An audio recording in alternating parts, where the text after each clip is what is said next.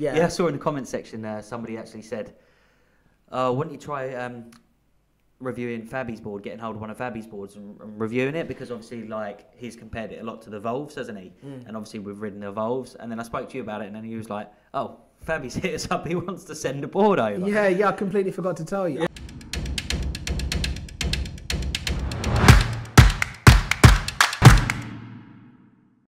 Fair play, it's news to me.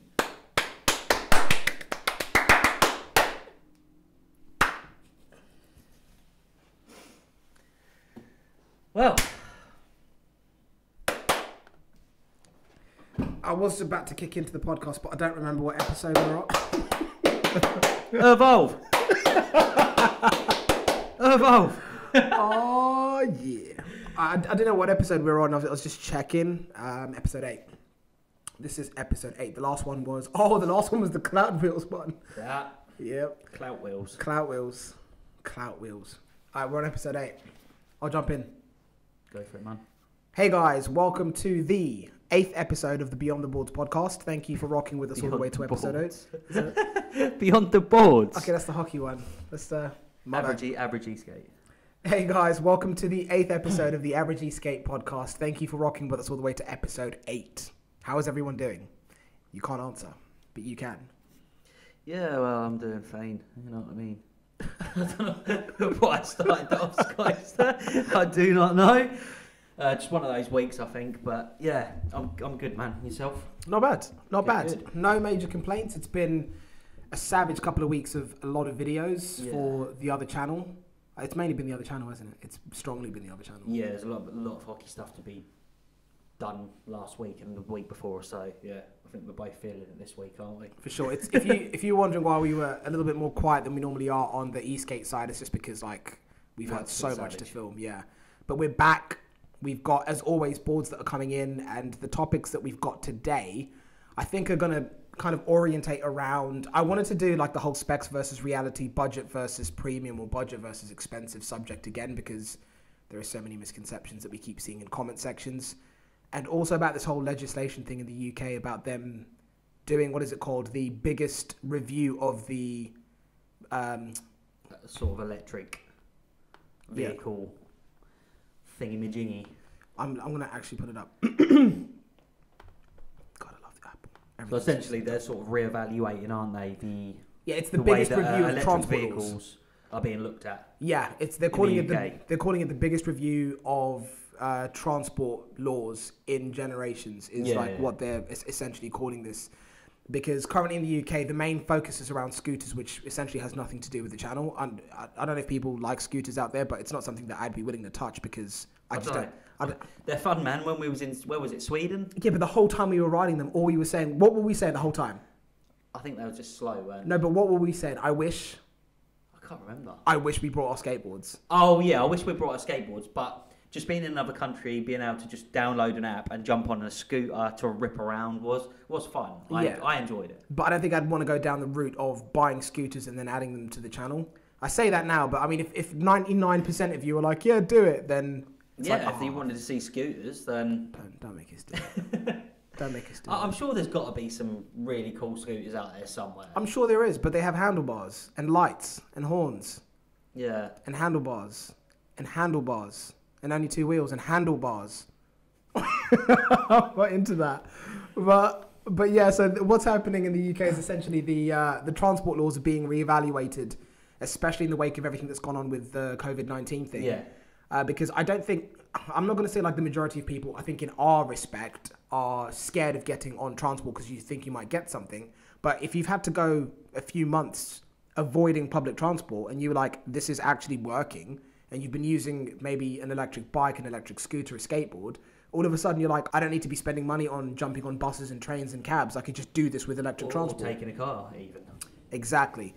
So I think it's a good thing because currently the way it sits when we look at scooters, I think skateboards are in a grey area because they're just nowhere near as popular, which to be honest is a great thing. I think the second something becomes incredibly popular, it's when rules come in and slam down on it. Come into place, don't they? Like that's what we saw with the hoverboards. Those got really, really popular and they just went banned in the UK. Yeah. So that's what I'm hoping doesn't happen with these. Because I guess you have to have a bit more control over your balance and etc. to ride a skateboard versus a scooter. Yeah, there's going to be a lot more people that are looking to get an electric scooter than they would an electric skateboard, wouldn't they? Yeah, for sure. But I think what this means is that the way it's looked at in the UK is scooters are essentially classed as motorised vehicles. So that essentially means that for them to be on the road, they have to go through safety checks to essentially... Need tax, MOT, insurance. Exactly, to certify that that vehicle is worthy... used on the road. Exactly, and because they can't do that, it means that they can't legally be on the road. But because they are classed as motorised vehicles, they can't be on the paths either. Yeah. Therefore making them technically illegal. Again, skateboards fall under a very grey area. It's, I think, hit or miss depending on what kind of a cop you bump into and what mood they're in. Yeah. But we have personally never had issues. We've ridden past groups of countless amounts of police. Yeah, been riding next to them on the street. They've never looked at us, like they've looked at us to be like, what the hell is that? But they've never ever come over to us and been like, you can't ride that, or like, it's, and we have come into contact with so many cops. I mean, riding around London, you do. There's cops everywhere. So we have come into a contact with a lot of policemen, but they've never, they've never said. Yeah, when I say we've not come into contact, it's not like as in they've never stopped us. We've just ridden past them on the boards. Even stopped next to them at traffic lights, and they glance over. Overtaken the car itself. Yeah. And they've never come after us, never chased after us, never come over and said, you can't be riding those, they're illegal. Never had an issue. Never had any issues whatsoever. So, yeah, I think if you was to get stopped on an electric skateboard in this country, you'd probably be very unlucky. The cop was probably just having a really bad day and just wanted to take his frustration out on someone. Yeah, I think so. I think this is definitely a step in the right direction because I guess realistically you could class electric skateboard as motorized vehicles as well. And if the laws do pass saying that you can use scooters on the roads or on bike paths or whatever, then I would assume that skateboards would fall into the same category. But I know that from reading the article that The Verge dropped, it looks like they are going to be introducing some sort of like minimal safety standards for people that are going to be using scooters. The thing with it is, though, that annoys me is because, at the end of the day, you could ride a push bike just as fast as an electric skateboard, and you don't need your tax, insurance, MOT, and all the rest of it like that. It's just, to me, it's just something else that they can charge people to make more money off. Of course, you know. I agree, but I think so long as it means that we get more cars off of the roads and more people, out. Because at the end of the day, like my commute when I use my board to get to the office versus using the car, I am so stressed out in the car. And I drive erratically because I'm like, you're going slow, I'm trying to overtake. You get to your location and you're stressed out. When I'm on the board, I get here and I get here quicker and I'm chilled, completely relaxed. But when the weather sucks, then it's a different story. But it's just a much more stress-free way of traveling around. Yeah. And even when we've like your vehicle's parked outside, but when we go to town to get food, we never ever jump in it. And I would just jump on the boards. It makes more sense to be on the boards. Oh, yeah, it's easier to get around, it's quicker, it's more convenient, and it's nice. I think it's definitely more convenient if you live in a city already and you want to get around and you work in the city, then 100% it's going to be way better. But for me, I'm like the other side of the spectrum. I'd have to drive my vehicle to the train station to take my board out of my van to get onto the train to then get the train into town and then get on my board to come where I've got to go. So that's just way more aggro and time consuming than if I just got in my van and come straight here. Yeah. And it cost me about the same amount of money as well. Yeah, no, that's fair. Whereas on the other hand, it's very easy for me to get around. Like the train takes from my house 17 minutes. That's what I mean. And I'm in central Cambridge and then from there jump on my board and I can get anywhere in the city. Because you can literally board from your house to the train station, whereas I can't. I have to drive that distance. Yeah. It's not possible to board that distance. No, that makes sense. If I did, then it'd take me forever. And also then I'd just be stressed out because it'd take me so long to just get where I want to go. Yeah, no, that's understandable. You've got bad weather and things like that as well. It's just... not ideal. Wouldn't be ideal. Yeah, but I think it's definitely a step in the right direction because what I was saying earlier on is it looks like they are, from what I can see, I don't think this much premise would be put on this subject if it wasn't something that was going to be legalised. But you know what the UK's like. If you don't live in the UK, England is... the most stringent country when it comes to health and safety laws.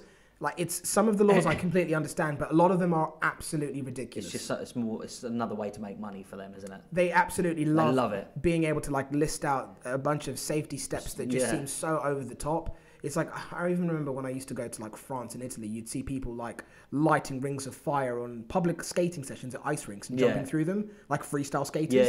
And I was just like, what? Like, like no chance in hell would that ever happen. Even if you hide out the whole arena, the health and safety and insurance you'd need to be able to do that in the UK would be a joke. Yeah, I know. Yeah. So it's expected that they're going to do that. What I've seen is like, I think scooters are going to have front and rear lights, front and rear brakes. I think people that are riding them are going to have to wear helmets by like legally, but technically you should have one on a bike. But how many people ride bikes without helmets in Cambridge?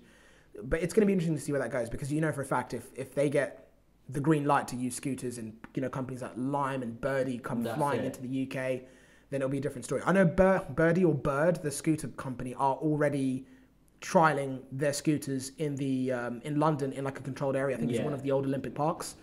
But that's just a sign showing you that I don't think they'd do that again if it wasn't if they weren't hearing whispers of this is going to get put through. So I think it's a good thing for us, but I do hope, as crazy as it sounds, I don't want electric skateboards to get too popular, because then I think they're going to be more controlling about where we can ride and how we ride. But it's a step in the right direction. But I think this really like nicely segues onto warranties. Oh, right, yeah. So, like, I've mentioned this in other podcasts if you've not seen it. I had a car accident a few months ago. I'm still waiting to take delivery of my new car, and my primary mode of transport is my electric skateboard right now, if I'm not riding with you. So it's, having a reliable board, and let's just get the Evolve fanboy thing out the window first of all. This isn't me fanboying about Evolve. I'm saying having a reliable board when it's your main mode of transportation is key. And what I'm trying to explain with this is the significance of having a company that is reputable rather than having one that is randomly on the internet that you've bought a product from. Because what everyone doesn't really think about is when you buy something, you don't sit there and think, well, what do I do? What steps am I going to need to take if it goes wrong? That's not what you're thinking. You're thinking, I bought something brand new. Why would it go wrong? But it's an appreciation that you have to have. Like, nobody would buy a car that can't be serviced, repaired, or get spare parts for in the country that they live in. That's it. So this is something that you guys have to consider when you're buying an electric skateboard. I'm not saying it's going to go wrong. It is very likely something is going to go wrong with something at some point is going to go wrong. You're going to need to replace something on it. Yeah. If you're lucky, if you have your board the whole time and nothing goes wrong with it, spot on. Buy a lottery ticket. But obviously at some point something will go wrong. And being able to have the warranty there, that assurance to know that if something does go wrong, you've got somewhere that you can send the board off to get repaired, or the part gets sent out to you, is just a peace of mind at the end of the day. And it's also, you're going to put a lot more confidence in you using your board more, because you're going to not have to worry so much if I go out and something goes wrong with it or it breaks, what am I going to do? So I think, like, in terms of, the after sales and the warranty that you get for your board, you have to really get a board from a reputable company that's going to be able to honour those things that they're saying there, when in terms of like servicing the board, repairing the board, if anything goes wrong with it. So a lot of people buy the boards and, like you said, don't expect it to go wrong. And if something does go wrong and you're buying it, say, from a company over in China or somewhere like that, I mean, what the hell's, if you got to send your board back to China, or they try and resolve it, even if you get an answer back from them or not. Exactly. This is my argument, because there's been instances where we've got boards where something has gone wrong, and you reach out, you might get an email after a few weeks, and then there'll be instructions of what you're supposed to do. And I remember this happened with Eksate. Like, we've mentioned this again in other episodes. We still have 3 broken Eksate boards that we have no idea what we're supposed to do with. And that's incredibly frustrating. I know that now Slick Revolution are going to be servicing Eksate boards. Yeah. But because I didn't buy my board from Slick Revolution, I suspect I'm going to have to pay a fee to be able to have it serviced.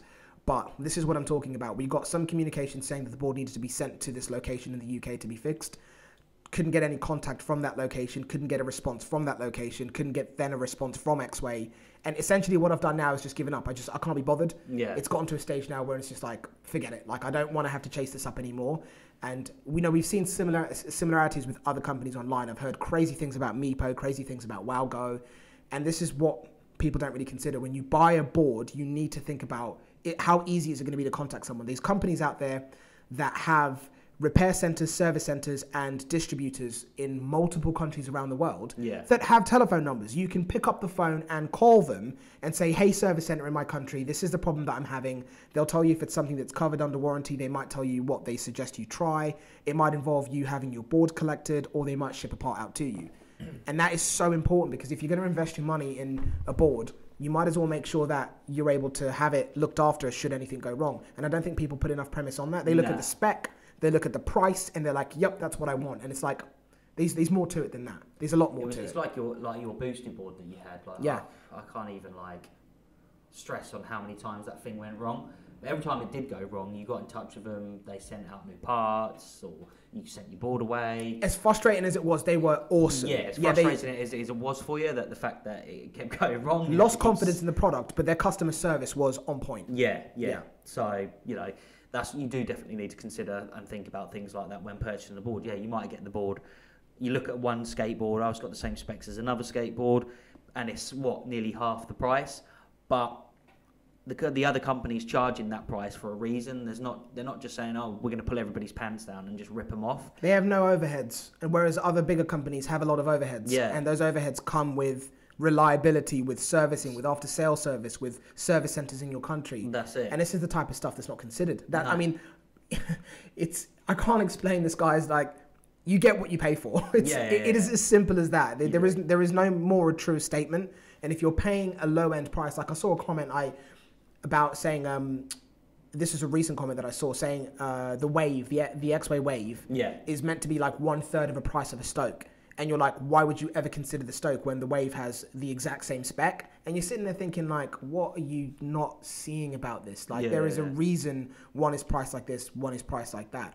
And this comes back to the whole argument of spec versus reality. Just because it says, it does 19 miles an hour or whatever, or, 19 kilometers in range, how does it do that? Yeah. You can make the argument with so many different things, like riding in a Mini Cooper from 1999 versus riding in a Bentayga from Bentley. It's like they can both do, I don't know, say 50 miles an hour, but how do they do 50 miles an hour? It's what people just don't seem to understand, and you have to look past what you see on a website and take into account what parts have been used to construct it, who's made it. Like, how much are they putting into R&D and testing? How much are they putting into after-sales service? They ride the boards themselves. Yeah, are the people that make the products even riders themselves? Like, this is the thing. I know a lot of companies will drop products that are essentially incomplete and then rely on the feedback they get back to then recall and go, oh, okay, let's make that better and let's tweak it. And that's I mean, it's a way of doing it, but it's not the way that I'd want to do it. I'd rather buy a product from people that know what they're doing. And like with the loaded boards that we've been looking at, like, that stuff's incredible. Yeah. Like the deck is, I've heard so much hype about loaded decks, and I've just been like, okay. And Paris trucks, I've heard so much about those as well. I'm like, let's see how good they are. And you get them, and you're like, holy crap! Like, I can see why Boosted used loaded deck to begin with. Yeah. Because it's insanely good. Yeah, they are really nice decks. Yeah, for sure. Really nice decks, got really nice trucks on them. Like I said, the only problem for me is just because I'm such a light rider that I can't get enough weight on the board because the bushings are so stiff. Yeah. But apart from that, it's a great board, great deck with great trucks.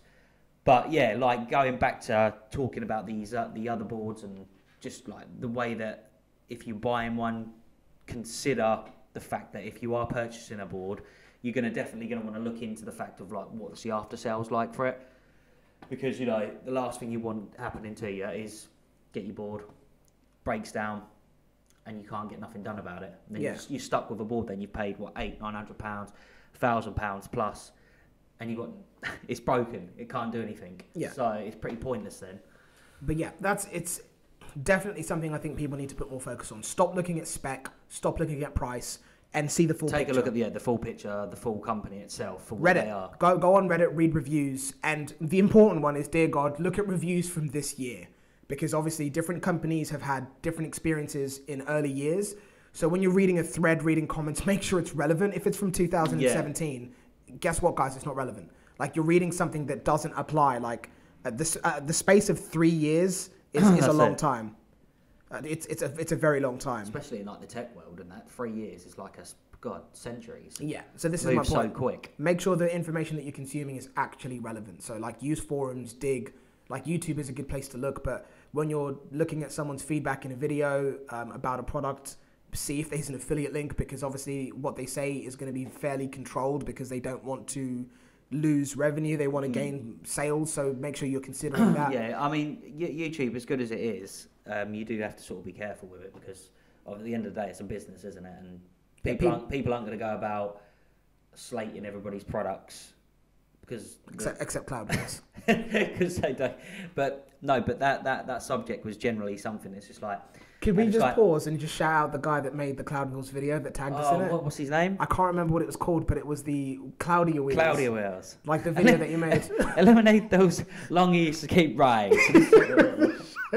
That was incredible. We were both crying when we saw hilarious. that. Thank you for tagging us in that. But yeah, now you say nobody wants to slate people's products online, especially when they're getting a kickback for every unit they sell. Yeah. But I think personally, like, when it comes to those wheels, I mean, someone's like, look at motorbike riders. They go around on the patch of a finger on the tyre. Yeah, what's the tyre made of? What's the compound made of that, mate? Do you know what I mean? Like, seriously. Like, yeah, it's not made out of ceramic. Yeah. Cloud Wheels.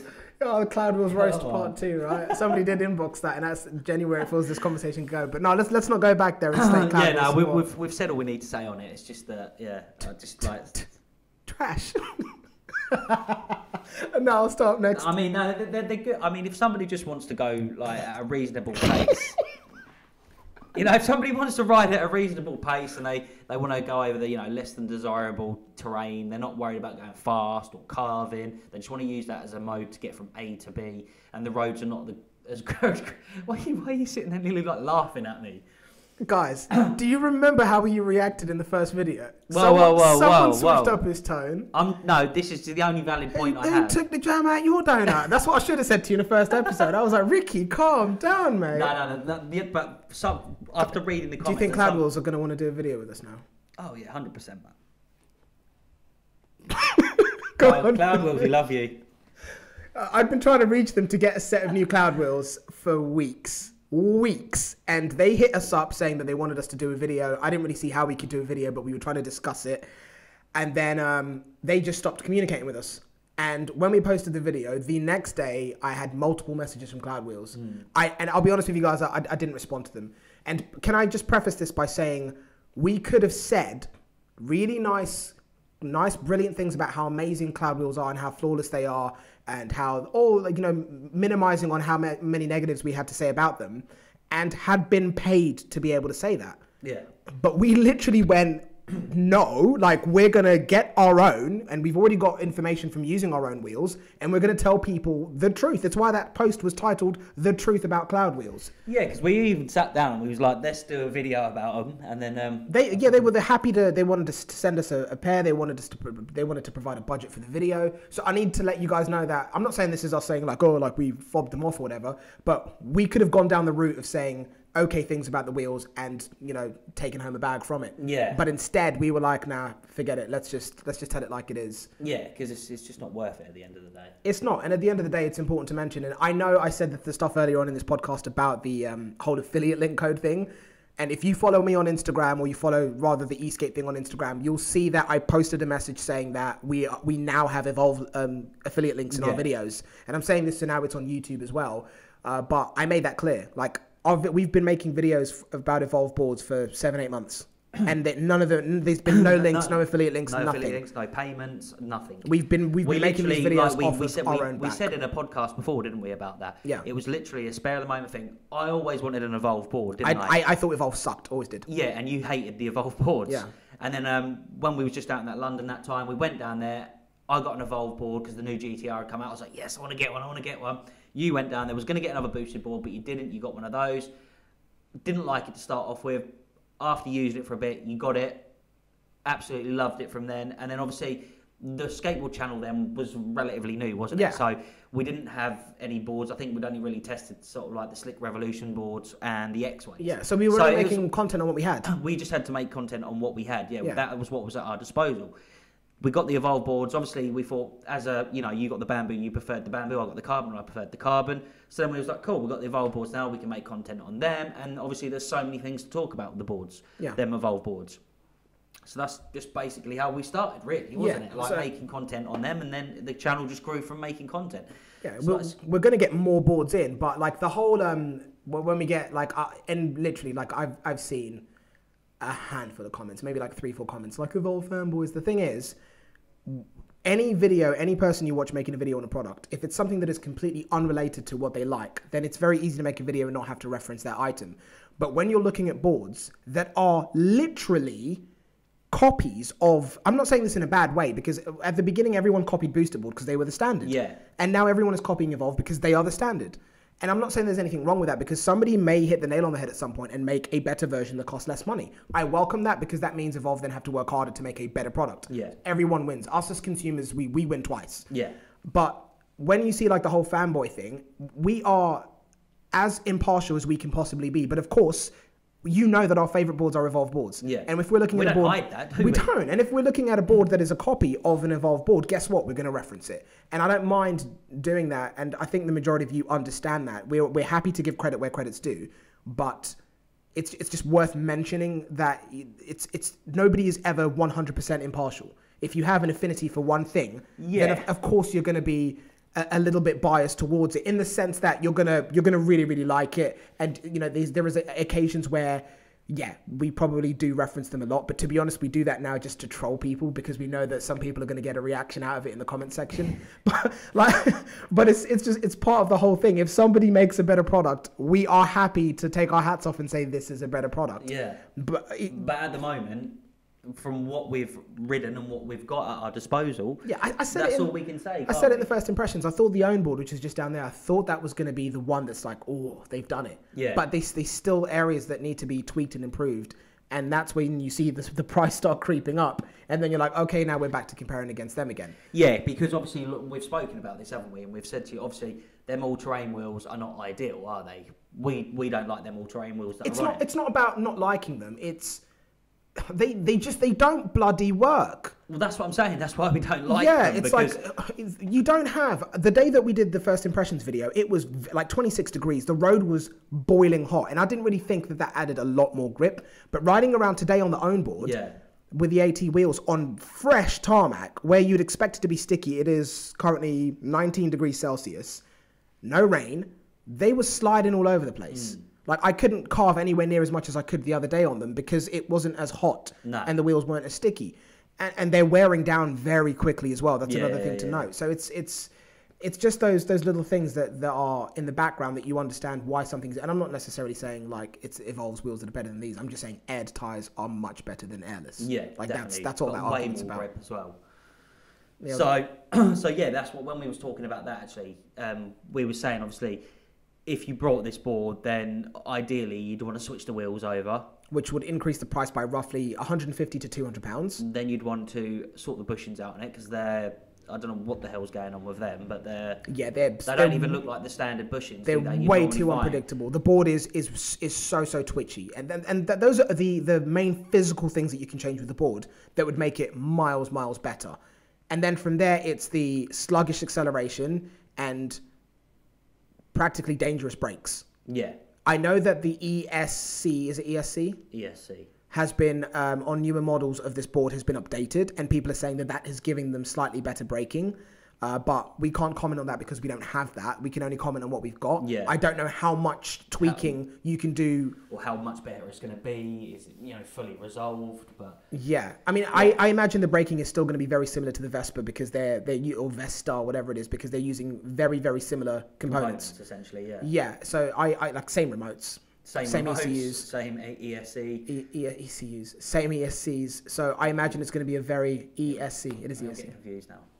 But yeah, so I expected to have similar braking to that, which was the same thing. At low speeds, the brake was good. At high speeds, the brake was way too soft. That's the thing with these boards, though, isn't it? Because they're all slightly different, but yet so similar, because they're all basically using exactly the same parts, and they're all roughly around the same price point. Just adjusting certain things. Just adjusting, tweaking, maybe like the slightly different looking deck. Yeah. So they're all very, very similar boards for what and you're paying similar money as well. Yeah, I think, and obviously I looked at the price earlier on, and it was just under $1,000, which in GBP or British pounds worked out to £770. Yeah. By today's exchange rate. I'm not going to lie, that is very cheap. That is very cheap. And when you look at that price and you look at other high-end boards, if I was spending sub £800, I think it was the total was like 20, 30 quid under 800 quid Yeah. for that board. I'm not going to lie. That is good value. Yeah, good value for money. Yeah, if I But wasn't... then that brings us back to the whole part of what you saying about it. What's the after-service sales going to be like? Because from what I've seen, it's not been great. But yeah, and if you're buying... I can't comment because I've never had an own board that's gone wrong and had to deal with sending it back. Yeah, and obviously if we've got the... Well, what's the word? And obviously we've got the option now to send it to Slick Revolution to have them fix it. Yeah. But of course, if you've not bought the board from them, which has, I think it's about a couple $100 more, you're paying for them to service the board, if they'll even touch it at all. But I'm sure they would. It makes sense to from a business perspective. Okay, we don't have record of you purchasing the board from us, but we'll service it. But this is what it's going to cost. Yeah. So they're getting a bit of kickback for fixing a board that they didn't even sell you. I hope they do that because it makes sense. But then you've got that issue. What is it going to cost? If like, the battery goes or the motors go, how much is that going to be to fix? If the battery goes, you're going to be looking at 300-400 quid probably for the battery and that. And then all of a sudden, if you'd just spent that extra money, you could have gotten a more premium board with a warranty in the UK, etc., etc. Warranty that if it had gone wrong, you could have sent it back and it got fixed for nothing. Yeah. No, I don't even know. Even if you did send it to them, if it's under warranty and you buy it from Slick Revolutions and you send it back, are you actually getting it fixed free of charge? I mean, if it's under warranty and a part has gone wrong with the board, not because of your fault, of course they're going to fix it without an issue. Like, that is essentially the premise of a warranty. That's what that includes. If it's an issue that has not been caused by you, it's a defective product or something that's gone wrong that shouldn't have gone wrong in that time span. Yeah. But yeah, it's one of those ones where I personally feel like it makes sense to purchase the board from them, but then a lot of people are talking about then making modifications to the board like we did with the Vesta, where we added better wheels, better wheels, better bushings, and then all of a sudden you're in premium board money. Yeah. So that's where the argument is. I mean, if you ride these boards and you don't have an issue with them, like I said, at 780 roughly pounds, buying the board directly from own board, that is great value. Yeah, it's definitely good value for money. Yeah, if I was spending 700-800 quid on a board and I got that, I'd be happy. Yeah, same. Because like I said, we've always said that if you're spending less than 1,000, the Eksate is the best one that you want to go for. But hub wheels or street wheels now that are smaller than 97mm, in my opinion, now I personally don't want to ride that anymore. Huh. I want 107 at minimum or 80 with an inner tube. So that means, like, for us now, Eksate isn't one that we'd consider. But if I'm spending 700-800 quid on a board and I was to get the own board, I would mess with the... I think, realistically, you could get by with the wheels. You just couldn't carve as hard. Yeah, you just have to be... the thing is, though, because in the wet, they'd be suicide in the wet. Yeah, 100%. No argument. So bad. So it's one of those things. I mean, obviously, if you haven't ever ridden an AT board with aired tyres on there, then you're not going to know the differences, and them wheels will be absolutely fine for you, and you'll probably get on all right with them. Like, when we first started riding boards, the smaller 85mm wheels, they're fine. They were fine. We were riding around in the damp conditions, and but here's the thing: we couldn't ride the way we could ride now. No, I don't want to ride in a straight line anymore. I mean, if you see the videos, especially the own board review, which when are we dropping this podcast? It'll be coming maybe a few days after you see this podcast. But in the own board review, you'll see how I'm like carving through the streets, through the white lines in the middle of the road, and then I'll like sharp turn straight up a curb, riding around on the curb, then I'll drop down off the curb. Like, that's how I like to ride, like weaving in and out of things. And I still want to do that in the wet. That's just how I like to ride. It's fun, it's thrilling. Then I'll cut across and I want to ride through debris, like dirt tracks. I want to ride over some long grass and stuff like that. Yeah, and I don't want to have to think about, like, can the board handle that? Am I going to slide out? Like, are the wheels going to be able to take this? And that's what I was having to think about when I was on the own board, because I know that I can't push the back end as hard as I want to, because it will go. Yeah. And I mean, if you see some of the video clips from the shot of me riding around with the own board review, the back end was sliding out a lot. Yeah. And it's not the conditions that you'd expect that to happen. But this is probably a good time to mention that we are going to be doing with the boards that we have, doing a few wet tests, like riding them in torrential rain. Seeing how they hold up. Yeah, like, I think that's going to be fun just to see. I mean, we might end up with a few broken boards, but we're not going to know if we don't try. But yeah, in terms of the board, though, for the money, like you said, if it worked out like 700-800 quid, that's definitely good value for money, I think. Yeah, it's 100%. I mean, at 700 quid, it's not 780. It's basically half the price. Yeah. Of like a setup on a GTR from Evolve that I would want. Yeah. Now, when you're looking at that kind of difference, For the there's a big difference. You could buy 2 of them for the price of the Evolve board. Yeah, so like essentially maybe that could be the answer to your servicing issues. Just buy 2 of them, buy 2, yeah. and then you've got spare parts there. But obviously, no, it's not realistic. Don't do that. But this is what I'm saying is it is good value. And when you look at the issues that the board has for roughly 50% of the cost, like it's not bad. Nah. It's not bad, but I think the and if they have sorted out that break-in... Yeah, that's exactly what I was going to say. Yeah. You can live with the twitchiness, you can adjust the bushings, that's fine. The slippy wheels, maybe if you've got a set of wheels that you can replace them with, or you don't ride aggressively and you don't carve very hard or deeply, then you can get on with that. But if not, then yeah, if that breaking's been sorted out, then it is a board that is definitely seriously worth considering. Yeah, I'm actually impressed with the price. Yeah, I was too. When I converted it into pounds, I was just like, oh crap, that's cheap. That's cheap. Yeah, in comparison to what's out there, that's cheap. Yeah, especially if, like you said, if you can spend the extra couple £100, and in the UK and get it serviced at Slick Revolutions, and essentially ain't got to worry at all, then have you? Exactly. But yeah, it's been an interesting one messing around with that board, and I have been surprised with it. It wasn't like the V-Star, which I was literally counting down the days that we didn't have to ride it anymore. Yeah. Like it was a different board. The compound, got a completely different feel to it. That board. And the wheels are completely different. Like when you drop these boards down, like the own board actually bounces. The Vesta was just like crack. And you're riding along on the Vesta and all you can hear is go. Yeah, it was. Can't you like rattle into pieces? It was a difficult board to enjoy, but we did what we could with it.